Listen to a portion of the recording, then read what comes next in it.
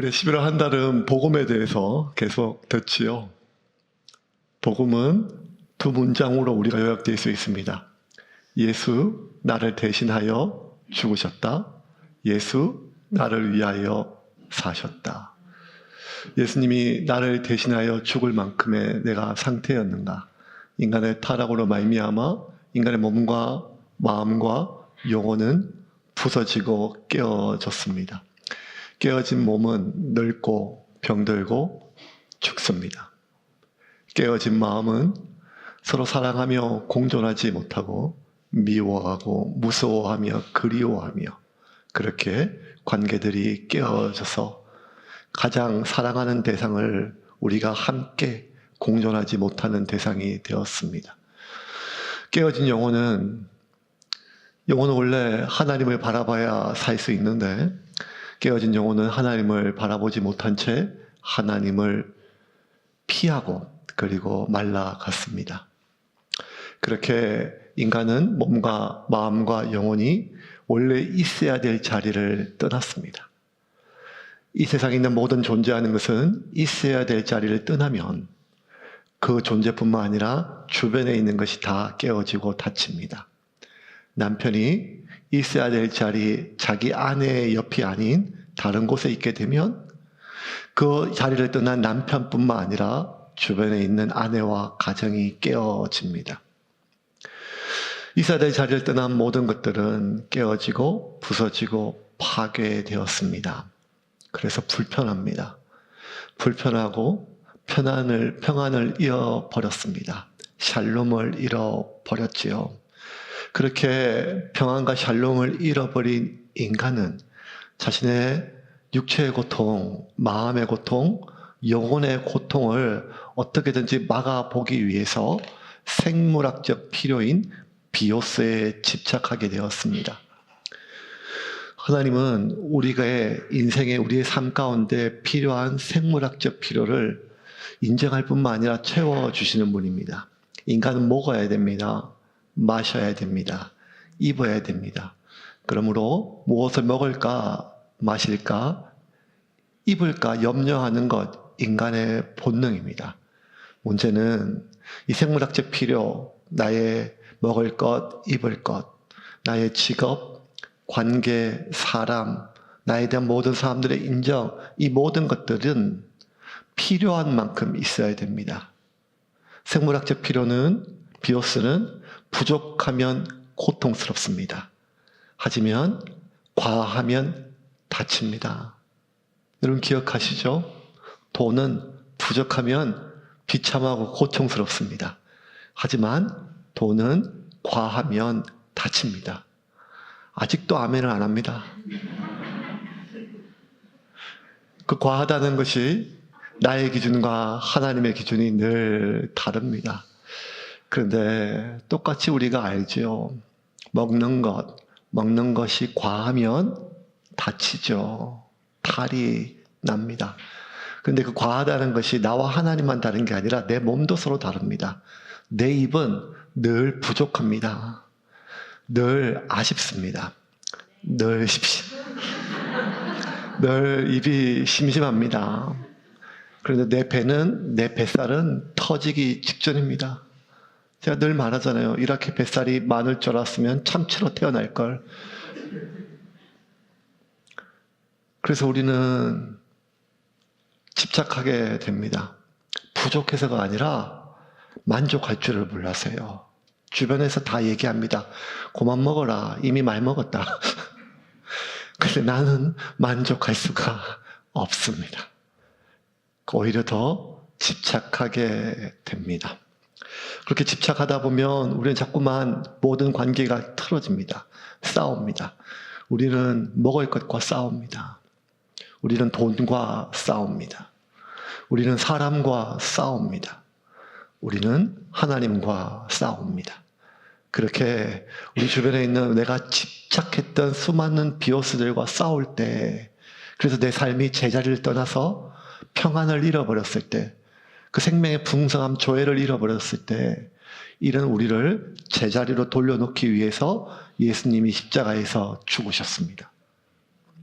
우리가 싸우는 모든 것들과 화해하기 위해서 예수님은 십자가에서 죽으셨습니다. 11절 말씀 같이 한번 읽겠습니다. 나는 선한 목자라. 선한 목자는 양들을 위하여 목숨을 버리거니와. 그렇게 예수님이 죽으셔서 이제 모든 것이 제자리를 찾을 수 있는 길이 열렸습니다. 인간은 하나님을 다시 바라볼 수 있게 되었습니다.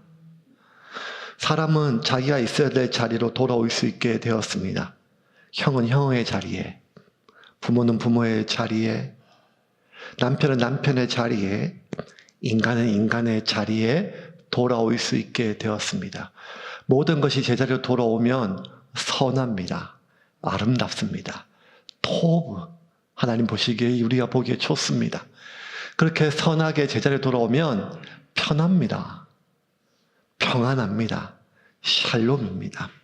그렇게 예수님께서 우리에게 주실 그 양으로 생명을 얻되 풍성이 없게 하고자 하는 그 풍성한 생명은 우리가 만족할지 모르는 그 비오스를 흔들어 넘칠 정도로 30배, 60배, 100배 채워져서 다치게 하는 것이 아니라 우리가 어떤 상황에 있든지 간에 족한 줄로 알고 부족함을 느끼지 않은 채 감사하고 만족하면 평안이 옵니다. 음식이 그렇습니다. 돈이 그렇습니다. 부모와 자식 간의 관계가 그렇습니다. 나와 직업과의 관계가 그렇습니다. 우리가 주어진 모든 것들을 과하게 집착하지 않고 있는 것을 족한 줄로 여겨 내게 부족함이 없으리로다 라고 고백하게 될 때 우리는 마음이 그 영혼이 제자리로 돌아오게 되고 마음과 영혼이 제자리로 돌아오면 그 마음과 영혼에 종속되어 있는 몸은 우리가 원래 있어야 될 자리로 돌아오게 됩니다. 아마 그때쯤 한껏 부풀어 올랐던 우리의 뱃살도 제자리로 돌아올 수 있을지도 모르겠습니다. 어쨌든 그렇게 우리가 제자리로 돌아오게 하기 위해서 예수님 죽으셨습니다. 예수님 십자가에서 2000년 전에 죽으시고 이제 하늘로 올라가셔서 우리를 지켜보고 계신 것이 아니라 지금 이 순간에도 우리의 몸과 우리의 마음과 우리의 영혼을 세밀하게 인도하십니다. 어떻게 인도하시는가? 그것이 오늘 설교의 핵심이고 주제입니다. 어떻게 인도하시는가? 주님은 음성으로 우리를 인도하십니다. 오늘 말씀 2절과 3절 같이 읽겠습니다. 문으로 들어가는 이는 양의 목자라. 문지기는 그를 위하여 문을 열고 양은 그의 음성을 듣나니 그가 자기 양의 이름을 각각 불러 인도하여 내느니라. 오늘 세 가지 중요한 원칙인데 이건 오늘 설교가 끝나고 평생 우리가 외워야 될 세 가지입니다. 첫 번째 뭔가 하면 목자 되신 주님은 그 양 되신 나를 세밀하게 인도하시는데 어떻게 하는가 하면 하나하나 이름을 불러가며 내 이름을 불러가면서 매 순간순간마다 내가 가야 할 길을 인도하신다는 것입니다. 여러분 기억하십시오. 예수님은 온 인류를 위하여 죽으신 것이 아니라 나를 위하여 죽으셨습니다. 우리가 온 인류를 위하여 예수가 죽었다는 것은 인정하지만 예수가 나를 위하여 죽었다는 것이 잘 믿어지지도 경험되어지지도 않습니다. 그런데 언제 경험되어지는가 하면 그 예수님이 온 인류의 죄를 대신 지시고 2000년 전에 죽으신 예수님이 지금 수십억 분의 1에 불과한 내 이름을 부르실 때 그리고 그 음성이 내 귀에 들릴 때 귀에 들리는 보이스 시그널 음성 신호가 아니라 내 마음에 주님의 음성이 들릴 때 이 설교 가운데 기도 가운데 슬픔 가운데 기쁨 가운데 그 주님의 음성이 들릴 때 그때 우리는 확인하게 됩니다. 아, 나는 온 인류 중에 하나가 아니라 하나님은 희귀야 라고 나를 부르시고 인도하신다는 것입니다. 오늘 기약의 첫 번째 명제는 이것입니다. 원리는 주님은 양의 이름을 일일이 하나하나 부르시고 매일매일 순간순간마다 우리를 인도하신다는 것입니다. 두 번째 원리가 더 중요합니다. 그렇게 주님이 목자가 우리의 이름을 부르면서 매 순간순간마다 인도하실 때 양은 그 목자를 따라가야 합니다. 4절 같이 읽겠습니다. 자기 양을 다 내놓은 후에 앞서가면 양들이 그의 음성을 아는 고로 따라오되. 목자를 따라가는 것입니다. 두 번째, 양은 목자를 따라가야 됩니다. 아니, 따라가지 않으면 안 됩니다. 왜냐하면 속고 빼앗기고 목숨을 잃기 때문입니다. 그래서 목자는 양이 잘 오게 하기 위해서 늘 앞서가십니다. 4절 볼까요? 같이 읽겠습니다. 자기 양을 다 내놓은 후에 앞서가면 양들이 그의 음성을 아는 고로 따라오되. 두 번째 중요한 원리, 방금 말씀하신 것처럼 목자를 따라가야 됩니다. 왜냐하면 목자가 앞서가십니다. 여러분, 이거 되게 중요합니다. 주님은 우리가 평생 가야 될 목적지, 저 고지를 점령하라! 라고 목적지를 명령하고 우리를 전쟁터에 내보내신 것이 아닙니다. 주님은 우리가 가야 할 방향을 앞에서 늘 앞서 가십니다. 그래서 양은 목적지를 가는 것이 아니라 목자를 따라가야 됩니다. 이것이 오늘날 많은 그리스도인들이 착각하는 것입니다. 각자의 비전이 있습니다. 교회의 비전이 있습니다. 인생의 목적이 있습니다. 근데 여러분, 우리는 우리가 세운 그 목적을 향해 가는 것이 아니라 어쩌면 설교 가운데 내가 훈련 가운데 받았던 비전 가운데 받은 그 목적지를 향해 가는 것이 아니라 양은 목적지를 향해 가는 것이 아니라 목자를 따라가는 것입니다. 왜냐하면 우리는 우리의 목적지가 어디인지를 몰라요. 몰라요. 우리가 여기가 목적지로 알았다가 살아봤지만 우리의 목적지가 마지막 숨이 끊어지는 그 순간에야, 그때서야 나를 향한 하나님의 그림이 이것이었구나 깨닫게 되는 거지요. 제가 17살 때 불신 가정에 태어나서 신학교 가려고 작정했을 때 저의 목적지는 세계적인 부흥 강사가 되는 것입니다. 그때 한참 어대 받았던 경상북도 상주군 함창면에 있는 함창감리교회 그의 겨울 오셨던 그 부흥 강사님, 하얀 양복에 하얀 넥타이에 하얀 백구두를 신고 맨날 말끝마다 미션입니까? 이렇게 하셨던, 지금 생각하면 좀 이상하신데 그분처럼 나도 저렇게 부흥 강사가 되면 좋겠다. 하나님, 제가 부흥사가 되겠습니다. 라고 그때 막 기도했었거든요. 10몇 살 때. 우리는 우리가 세운 목적지가 최종적인 목적지라고 생각하지만 아니요. 우리는 우리의 목적지를 모릅니다. 목적지는 누가 아는가 하면 목자가 압니다. 목자가 알아요.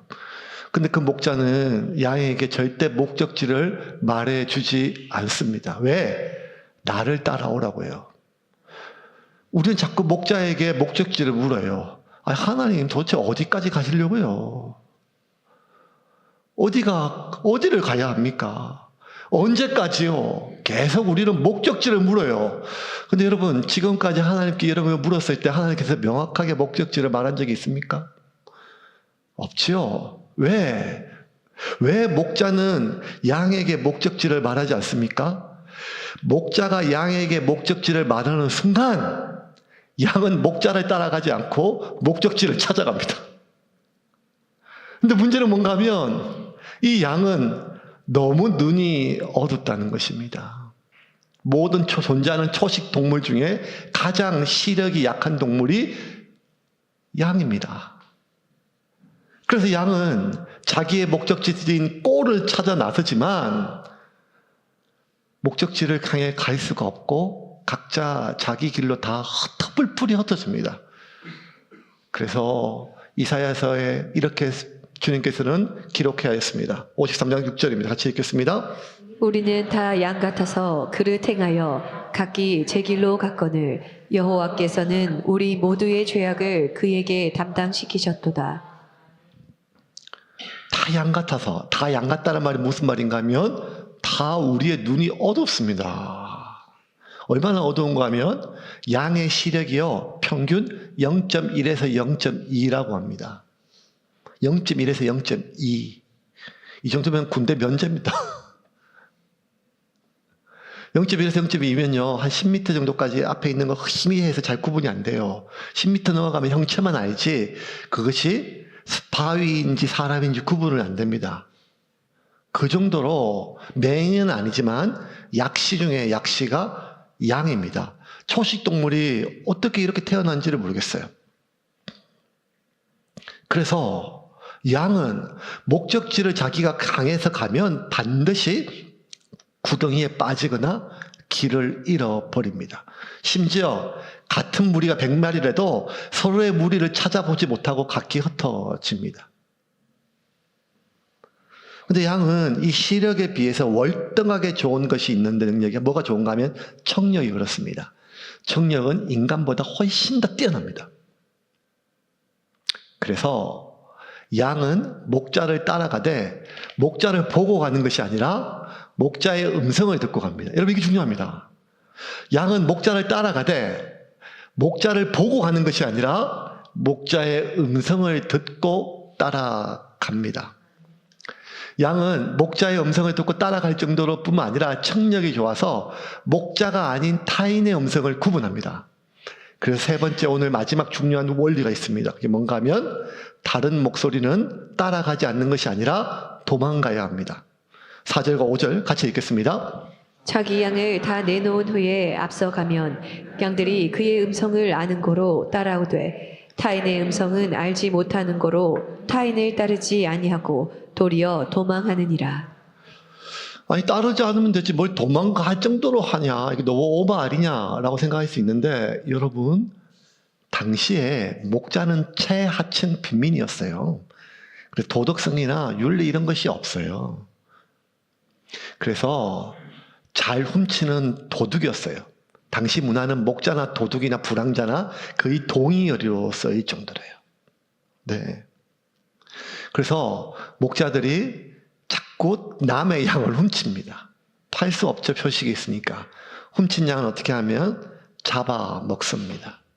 그래서 양의 입장에는 자기를 잡아먹는 늑대나 아니면 다른 목자, 타인도 똑같이 자기를 잡아 속이고 빼앗고 잡아먹는, 자기를 죽이는 대상일에 지나지 않습니다. 그래서 예수님이 명확하게 말씀하십니다. 다른 목소리는 듣지 말아라. 내 목소리가 아닌 다른 모든 것들은 도둑이다. 도둑이 오는 것은 속이고 빼앗고 죽인다. 10절 말씀 같이 읽겠습니다. 도둑이 오는 것은 도둑질하고 죽이고 멸망시키려는 것뿐이요 내가 온 것은 양으로 생명을 얻게 하고 더 풍성히 얻게 하려는 것이라. 자, 이 말씀은 양에게 주신 말씀입니다. 예수님을 나의 구주로 영접하고 하나님의 자녀가 되었던, 하나님의 자녀가 된, 오늘 이제 세례를 받고 이제 하나님의 자녀가 되기를 결심한 우리 네 분, 이 모든 사람들 뿐만 아니라 우리 모두에게 주신, 우리에게 주신 말씀이에요.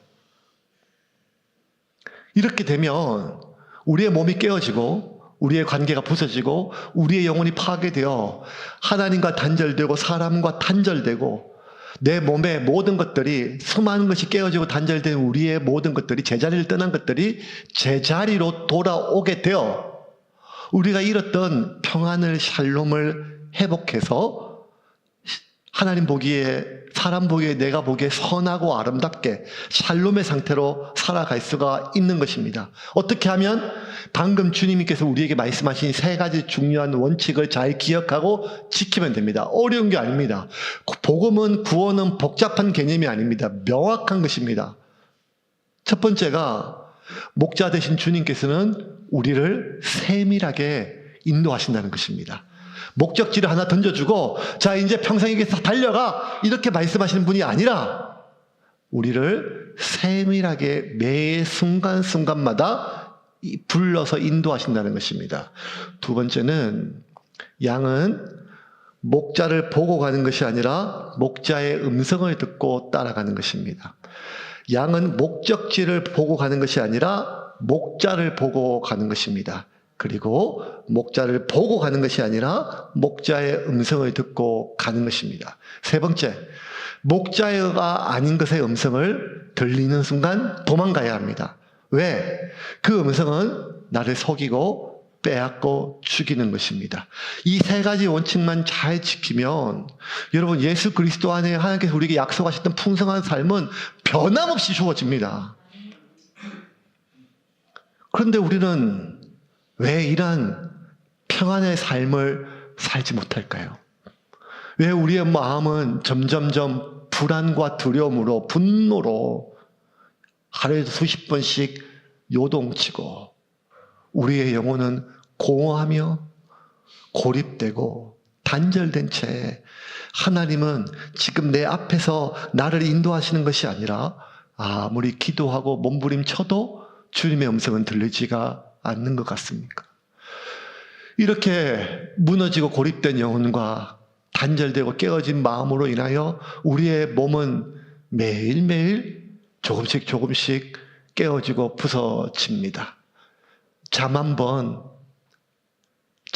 그냥 언제 잔지 모르게 긴 잠을 그렇게 자고 아침에 개운하게 일어난 적이 언제입니까?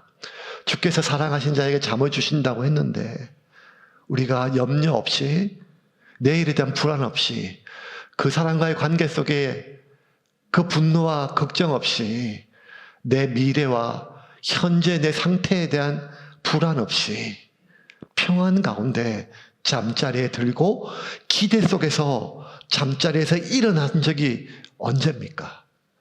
예수를 믿는데 지난주에도 교회를 다녔는데 오늘도 예배를 드리고 있는데 내 마음은 샬롬입니까? 아니면 불안과 두려움과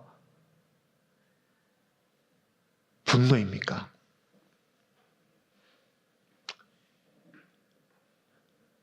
우리는 이 세 가지 원칙을 어겼기 때문입니다. 아니, 세 가지 중에 하나를 어겼든지 세 개를 다 어겼기 때문입니다. 왜? 이 중요한 원리를 몰라서가 아니라, 이 중요한 원리를 잊어서가 아니라, 너무 단순하고 명확하게 알고 있지만, 우리가 우리의 불안 때문에, 내 안에 있는 욕심 때문에, 탐욕 때문에 이 원칙을 무시하기 때문입니다. 이 원칙을 잠시 보류하기 때문입니다. 그래서 2024년 12월 31일 송구 영신 예배 때 우리는 다짐했습니다. 올 한 해 내가 저질렀던 이 실수를, 내가 하나님의 원리를 떠나고 하나님의 말씀에서 떠나 내가 무너진 내 삶에서 다시 되돌아오기 위하여 다 하나님 앞에 회개했습니다. 다시는 동일한 실수를 저지르지 않기를 결심했습니다. 그리고 2025년 11월 말이 되었습니다. 우리의 삶은 어떻습니까? 여전히 개가 토한 것을 다시 삼키듯이 지난 11개월의 삶은 우리가 계획했고, 우리가 기대했고, 우리가 결정했고, 우리가 결의했던 그 원칙 안에 있습니까? 아니면 작년처럼 또 우리는 이미 알고 있는 나의 원칙을, 주님의 음성을 무시하고 저버려서 깨어지고 부서진 채 다시 여기에 앉아 있습니까? 설교 준비를 지난주 토요일 날 이 설교 준비를 했습니다. 왜냐하면 월요일부터 저는 놀아야 되니까요. 제주도 가서 그 청량한 제주도의 가을 하늘을 보면서 쏟아지는 햇볕 아래서 카페에서 차를 마시고 바다를 보고 그러니까 인간은 한 치 앞을 내다볼 수가 없습니다. 이렇게 일주일 내내 비가 올 줄 알았으면 제주도 가서 설교 준비해도 될 걸 괜히 미리 할 일이 없었습니다. 날씨가 안 좋고 비가 오고 바람이 부니까요. 태풍처럼 불어가지고. 설교 준비를 하면서 마무리 적용을 했습니다. 왜 이렇게 우리가 안 될까? 왜 이렇게 우리가 자꾸 속을까? 현혹될까? 그래서 제가 물어봤어요. 2025년 11월 대한민국에서 가장 사람을 속이고 빼앗고 현혹시키는 공간이 어디인가? 챗GPT한테 물어봤더니 저는 교도소인 줄 알았거든요. 그랬더니 챗GPT에서 뭘 한 글자가 나왔습니다. 주식 이렇게 뜨더라고요. 그래서 내가 아니 주식이 뭐 그냥 뉴스에 보면 뭐 2,000이 4,000포인트 되고 막 벼락부자 되고 막 몇 퍼센트 100% 200% 떼가지고 막 그냥 뭐 차 사고 뭐 집 사고 난리 났다 그러는데 왜 주식이 사람을 속이고 빼앗고 죽인다냐 뭐 하니까 이제 뉴스를 클릭해 보니까 2025년 2,000포인트가 4,000포인트 될 때가 이렇게 2배가 떼어가지고 다 2배 그냥 다 두 배 부자가 된 게 아니라 주식 계좌가 있는 사람 중에 절반 이상이 돈을 오히려 손해를 봤대요. 도대체 얼마나 손해를 봤냐? 평균 한 사람당 963만 원을 손해를 봤대요. 그래서 2025년 주식 안 한 사람은 963만 원 버는 겁니다. 마음에 안도가 되더라고요. 왜 이렇게 사람들이 이렇게 주식에 돈을, 남들 다 버는데 이 돈을 잃을까?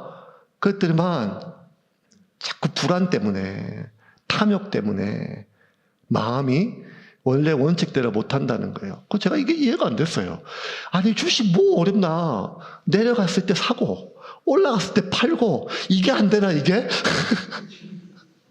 내려갔을 때 사고 올라갔을 때 팔고 내가 지금 목사라서 이걸 못해서 그렇지 한 달 용돈이 40만 원이라서 지금 하이닉스를 못 사서 그렇지 이게 안 되나 이게? 그런 마음이 있었습니다. 그래서 또 물어봤죠. 2025년 제일 많이 돈을 번 주식이 뭐냐? 요새 제가 주님보다 챗GPT와 같이 대화를 많이 하거든요. 물어봤더니 챗GPT가 이렇게 얘기했습니다. 하이닉스? 이렇게 되거잖아. 하이닉스? 오케이. 내가 보면 계속 앞으로 돈이 전망이 밝대요. 그래가지고 뭐 뉴스 계속 본 게 있으니까 계속 뭐 메모리가 좋고 한 주 사야겠다 해가지고 딱 봤더니만 뭐 60만 원 가까이 되는 거예요. 제 통장 잔고가 34만 7천 원인데 주식 한 주를 못 사요. 그래서 안 되겠다. 이것도 돈 있는 사람들 얘기지. 접었는데 제주도를 갔습니다. 비바람이 불고 숙소에서 카페에서 밖을 나올 수가 없습니다. 할 일이 없습니다. 근데 나중에 보니까 모의 주식이라는 게 있습니다. 돈이 없어도 실제 주식판에 똑같이 모의로 하는 것이. 그래서 카카오뱅크에 맨날 뭐 들어갈 때마다 주식 계좌를 만드세요 이런 메시지가 떠요. 그래가지고 뭐 하는 모의 주식이 됐어요. 그래서 좀 했어요. 해서 보니까 모의 주식이니까 뭐 돈을 초기에 뭐 1억 정도는 할 수 있더라고요. 그래가지고. 그래서 신난다 해가지고 이제 했어요. 그냥. 그래서 제가 너무 몰입을 했던 거예요. 이게. 왜냐하면 제 안에 이런 속심, 이거에서 내가 돈을 좀 잘 번다 싶으면 주식을 해야겠다. 이렇게 마음먹은 모양이에요. 여러분, 제주도가 사람을 이렇게 현혹시킵니다. 그 주식을 보니까 주식이 막 별세기가 있더라고요. 주식이 막 올라요.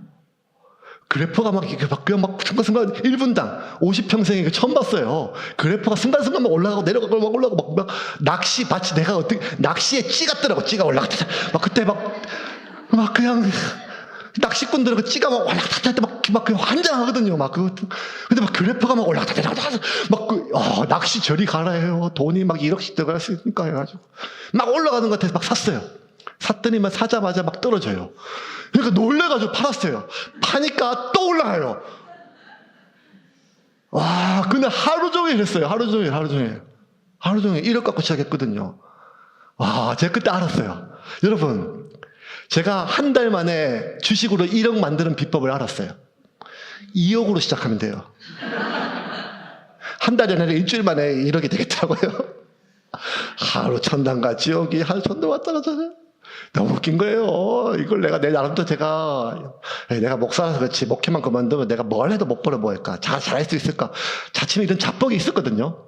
근데 했는데 다 말아먹었어요. 하루아침에 안 되겠어요. 그래서 저녁에 막 공부를 했죠. 하니까 제가 왜 망했는지 알겠더라고요. 주식의 법칙이 있고 그냥 올라갈 때 그래프 절대 보면 안 돼요. 초짜가 그냥 주식 그 기업을 정하고 적정 가치를 그다음에 뭐 주식당 뭐 PBR을 해서 총 자산 비율 주체 뭐 주식의 양부터 해가지고 계산하고 PER에서 뭐 순이익당 뭐 이런 거 다 나눠가지고 하고 그다음에 뭐 미국 주식과 연동돼가지고 뭐 나스닥 지수 그다음에 뭐 팔란티어 이렇게 이런 막 외국 주식뿐만 아니라 뭐 필라델피아 반도체 주식 이런 거 다 보고 막 하니까 적정 가치가 있더라고요. 그러니까 그날 가치에 적정 종가 기준으로 얼마 해가지고 욕심내지 말고 얼마 이상이면 팔고 얼마 이하면 사고 그렇게 되면 조금씩 말벌로 하면 안 되고 이게 되겠더라고요. 그래서 제가 저 나름대로 밤새도록 공부하니까 비가 오니까 별로 할 게 없었습니다. 그래서 막 공부하니까 어떻게 하면 벌 수 있는지 원칙이 내가 알겠더라고요. 원칙을 쫙 적었습니다. 설교 준비하듯이 1, 2, 3, 4, 서론, 본론, 결론, 말씀을 정리하겠습니다. 이런 것처럼 마지막에 어떻게 하면 되는 건 쫙 한 페이지 적었는데 와 벌써 한 열 몇 가지 그 중요한 원칙이 나왔어요. 그날 밤새도록 너무 제가 몰입했는 모양이에요. 그래가지고 혹시나 몰라가지고 유튜브에 주식 고수들 뭐 30년, 20년 뭐 개미왕 이런 사람들 유튜브 하는 게 있더라고요. 그래가지고 보니까 그 사람들의 주식 비법 노트하고 제가 검증을 했습니다. 놀랍도록 일치하는 거예요. 제가 주식의 천재였던 겁니다. 하룻밤 사이에 30년 했던 노하우를 다 깨달아 알겠더라고요.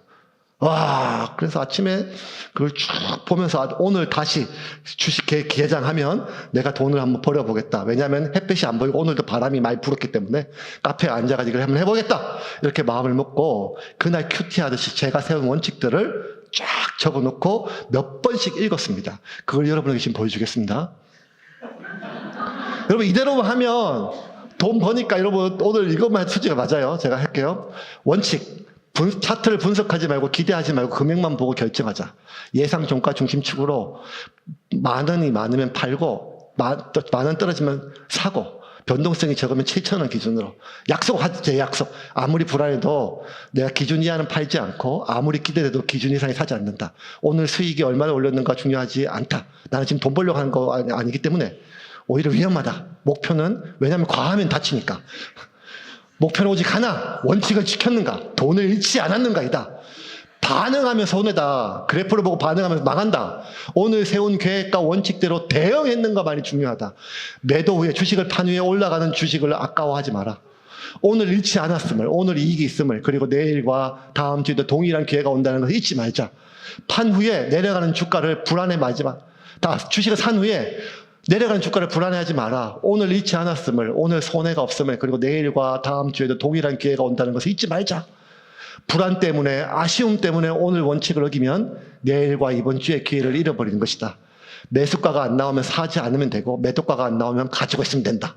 절대 매매가 그래프를 따라가지 마라. 오늘 확정한 가격을 신뢰하라. 추세가 아니라 가격만 봐라. 절대 당일 판 가격 이상으로 사지 않는다. 절대 주식을 잃지 않는다. 신학교 때 그때 냈던 결정 다음으로 비장하게 결정을 내렸습니다. 계속 아침마다 읽고 또 읽었습니다.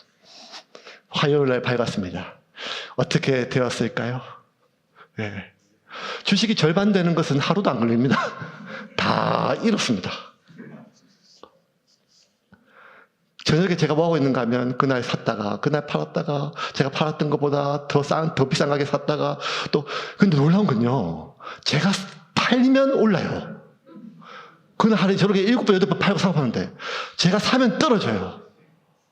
아, 제 안에 우리 아버지 DNA가 있더라고요. 저희 아버지가 뭐든지 하면 망하는 은사가 있었는데 제 아버지 DNA가 있더라고요. 아주 실패감, 낙담이 많이 됐습니다. 그냥 이런 생각이 들었어요. 누가 조금 얘기해 주면 좋겠다. 지금 사라. 지금 사지 마라. 그래서 요즘 제가 자주 묻고 있는 챗GPT한테 물어봤어요. 순간순간에 하도 이제 망하니까. 지금 살까? 그때 챗GPT가 뭐 쭉 설명해주고 나중에 하지만 투자는 본인의 선택인 저는 책임지지 않습니다. 뭐 이런 얘기 하는 거예요. 이게 유료가 아니고 무료라서 이런가? 돈을 매달 얼마씩 내면 정확하게 사라고 알려주나? 막 별 생각이 막 들더라고요. 그러면서 자꾸 나한테 누가 음성으로 알려주면 좋겠다 이런 생각이 들더라고요. 왜 그렇게 하루 종일 왔다 갔다 갈피를 못 잡고 그렇게 망했을까? 원칙을 제가 세웠는데 원칙을 다 어기고 있더라고요. 왜요? 불안해서요. 불안해서. 더 손해볼까봐 불안해서 원칙을 어기더라고요. 욕심 때문에 더 얻으려고 원칙을 어기고 있더라고요. 그 원칙 제가 세웠던 원칙이거든요. 그 원칙대로만 하면 돈을 왕창 벌지는 못해도 손해는 안 보는데 그게 안 되더라고요. 의지가 약했어요. 시야가 약했습니다. 한 시간 앞을 못 내다봐요. 하루 앞을 못 내다봐요. 의지도 약하고 시야도 약했어요. 그리고 더 중요한 것은 나중에 알았는데 저를 속이는 세력들이 있더라고요. 주식판에.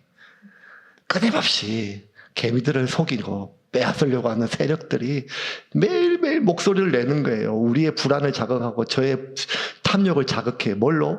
맨날 이렇게 올라갔다 내려가는 그 그래프로 막 자극하고 막 수많은 목소리로 자극해요. 그렇게 나를 속이고 빼앗는 세력들은 몰래 숨어서 지하에서 판을 벌리고 있는 주식 사기꾼이 아니라 정권사였고 해외 대형 펀드였고 주식 전문가들이 수많은 뉴스에서 유튜브에서 목소리로 얘기를 해요. 한결같은 목소리예요. 깜짝 놀랐어요. 저는 너무 성경스러워가지고 다들 이렇게 얘기해요. 나를 따르라. 내 말을 믿으세요. 홈쇼핑을 틀었는데 홈쇼핑에도 오늘 제 말을 믿으세요. 이렇게 하더라고요. 이 기회를 놓치면 다시는 이런 기회가 없습니다.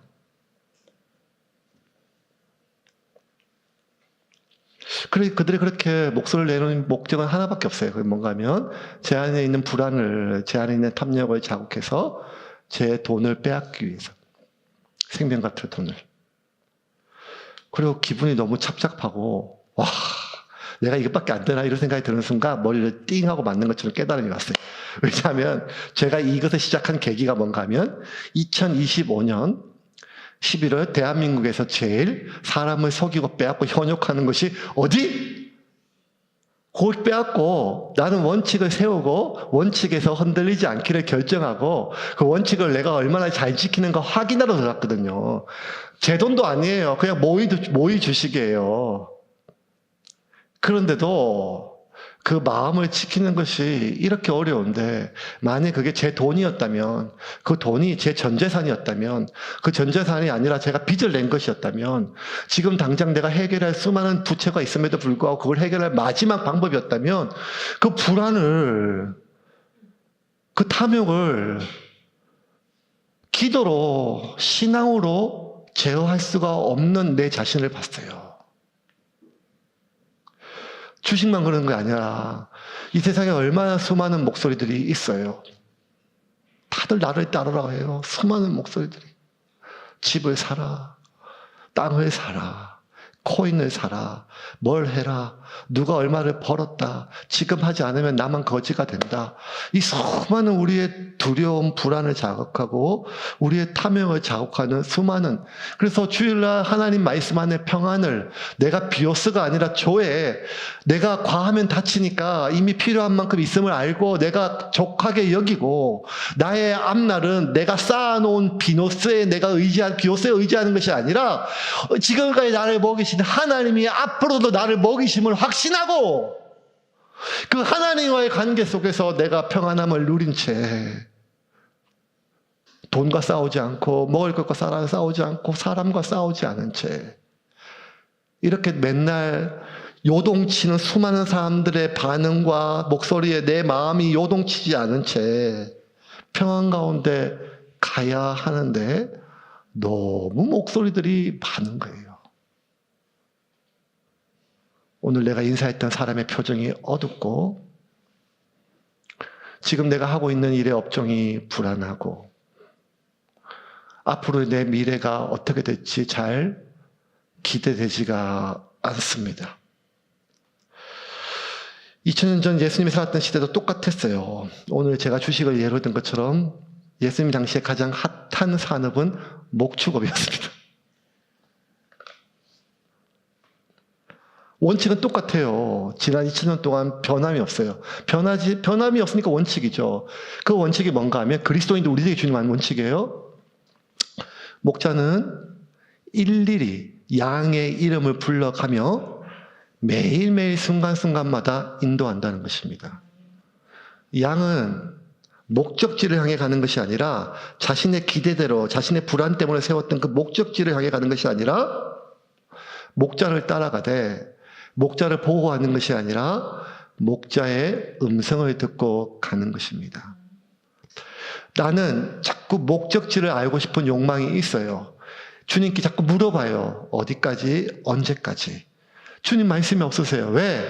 주님이 목적지를 말하는 순간 우리는 목자를 따라가려고 하는 모든 욕망을 내려놓고 내가 보이지 않는 눈으로 목적지를 향해 가기 때문입니다. 다른 음성을 들으면 따라가지 않는 정도가 아니라 도망쳐야 됩니다. 왜? 다른 모든 음성은 우리를 속이고 빼앗고 죽이는 것입니다. 이 세 가지 원칙이 가장 중요합니다. 10m 앞도 못 보는 양처럼 한 치 앞을 내다볼 수 없는 우리가 날마다 무슨 계획을 세워요. 계획을. 그 계획은요, 내 안에 있는 탐욕대로 세운 기대 위에 세운 계획이에요. 내 안에 있는 불안 때문에 불안을 기초하게 세운 계획이에요. 그래서 계획이 맨날 업앤다운하고 바뀌어요. 세상이 언제 쭉 안정적으로 간 적이 있습니까? 늘 세상은 요동치거든요. 내 주변에 있는 사람들의 감정이 안정적인 적이 있습니까? 늘 내 주변의 사람들은 요동치거든요. 나에 대한 반응이. 그때마다 나는 똑같이 연동되어 가지고 나를 바라보는 그 사람의 눈동자가 5 정도 떨어지면 내 마음은 10 정도 떨어지고,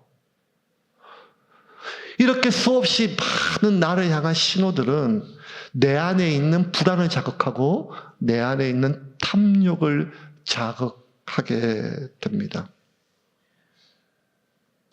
그래서 우리는 원칙을 몰라서가 아니라 주님이 우리에게 말해 주신 그 원리를 잊어서가 아니라 다른 음성을 듣다가 마음이 깨지고 영혼이 다치고 몸이 무너지게 됩니다. 왜? 그 목소리는 언제나 우리를 속이는 목소리로 들리는 것이 아니라, 빼앗는 목소리로 들리는 것이 아니라 보암직스럽고 먹음직스럽게 들리기 때문입니다. 처음부터 그랬습니다.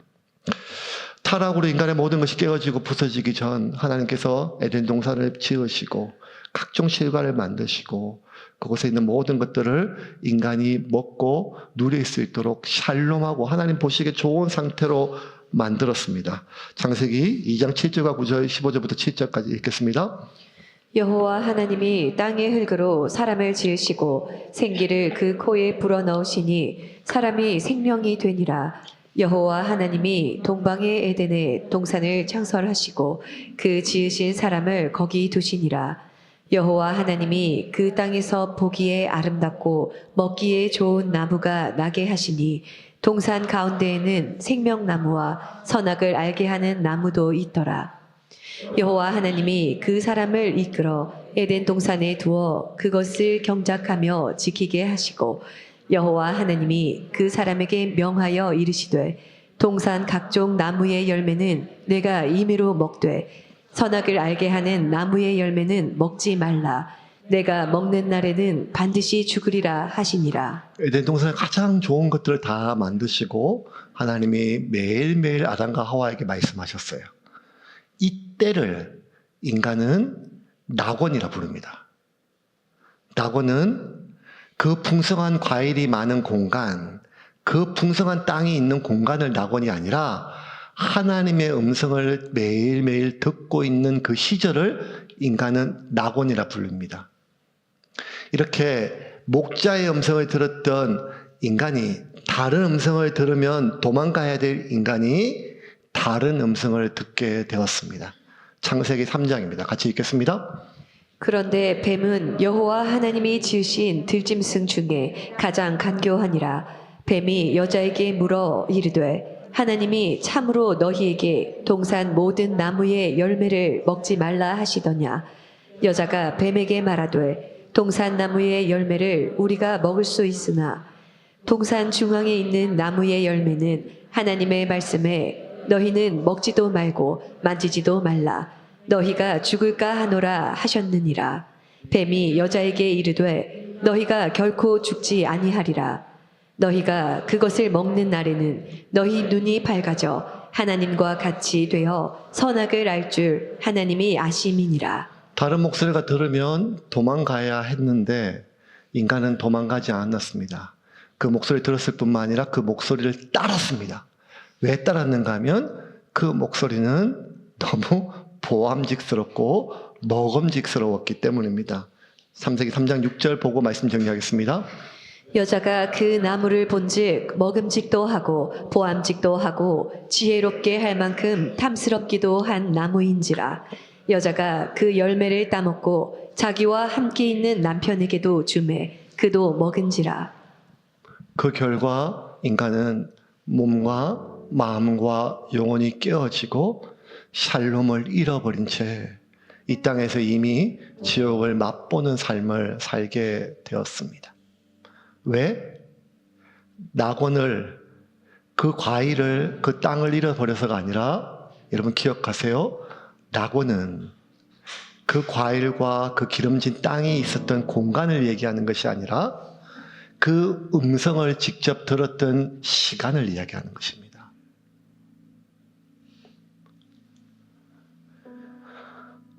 오늘도 똑같습니다. 아니, 인류의 역사는 늘 동일합니다. 우리가 어떤 소리를 듣고 사는가에 따라서 내 삶의 질이 결정되어집니다. 우리의 몸은 교회에 와 있지만 우리의 마음과 우리의 영혼은 다른 소리에 이끌려 산다면 우리의 마음은 평안을 잃어버릴 것입니다. 여러분, 저는 여러분이 평안했으면 좋겠습니다. 평안을 유지하기가 참 어려운 시기를 우리는 살아가고 있습니다. 안정적인 것이 뭐가 하나도 없습니다. 몸도, 마음도, 사람도, 관계도, 내 신앙도, 현재도, 미래도 늘 요동치는 소리들 속에서 우리는 늘 일희일비할 수밖에 없습니다. 이러한 삶의 순간에 우리가 우리의 몸과 마음과 영혼을 샬롬으로 유지할 수 있는 것은 그분의 음성을 듣기를 결정하는 것입니다. 그리고 내가 정말 두려워하고 위험한 상황에 있다는 상황은 내 주변에 있는 소리가 다 절망을 얘기했을 때가 아니라 내 귀에 주님의 음성이 들리지 않을 때입니다. 내 귀에 주님의 음성을 구분하지 못할 때가 바로 그 순간입니다. 이번 한 주 여러분의 안에 그 주님의 음성이 회복되기를 주님의 이름으로 축원합니다. 그 불안과 두려움이 요동칠 때 괜찮아 라고 말씀하시는 그 음성을 받기를 주님의 이름으로 축원합니다. 우리가 우리의 탐욕을 자극하는 수많은 목소리의 탐욕으로 우리가 원칙에 벗어날 때 이게 안 돼 라고 하는 그 음성을 듣기를 주님의 이름으로 축원합니다. 그렇게 그 괜찮아 안 돼 라고 하는 그 음성 안에 있을 때 우리는 샬롬할 수가 있는 것입니다. 그 주님의 샬롬이 저와 여러분의 모든 삶 가운데 이어지고 오늘 예수 그리스도의 이름으로 세례를 받는 우리 네 분의 입교하는 여러분들의 삶 가운데 이어지기를 주님의 이름으로 축원합니다.